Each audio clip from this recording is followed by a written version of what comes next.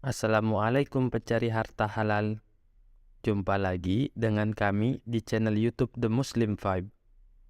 Seiring berkembangnya zaman, manusia mencari penghasilan dari berbagai macam cara. Dengan dagang, menyediakan jasa atau layanan, bekerja untuk orang lain, atau berinvestasi. Hari ini kita akan membahas bab investasi dan pandangan Islam tentangnya. Investasi saham adalah salah satu bentuk investasi di pasar modal yang semakin populer di kalangan masyarakat. Dalam Islam, investasi saham dianggap halal atau diperbolehkan, asalkan dilakukan dengan cara yang benar dan sesuai dengan prinsip-prinsip syariah yang telah ditetapkan. Berikut ini adalah penjelasan tentang hukum Islam tentang investasi saham beserta dalil-dalilnya. 1. Saham syariah.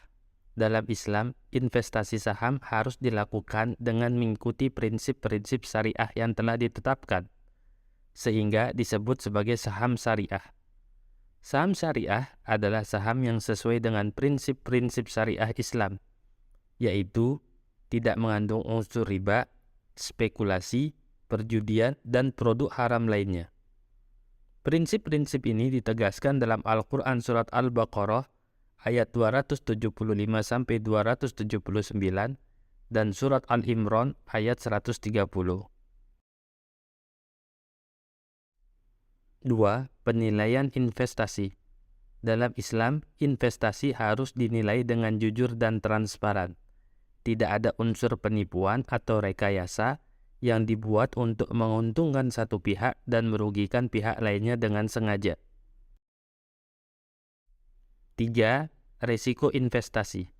Dalam Islam, dibenarkan investasi juga memiliki risiko yang harus dihadapi, dan risiko ini harus diambil dengan cara yang benar. Yang tidak dibenarkan adalah risiko yang dibuat-buat dengan tujuan mendapatkan keuntungan dari kerugian orang lain. 4. Prinsip kerjasama. Dalam Islam, investasi juga harus dilakukan dengan prinsip kerjasama yang baik. Prinsip kerjasama yang bertujuan mencari penghasilan atau keuntungan dari sebab dagang.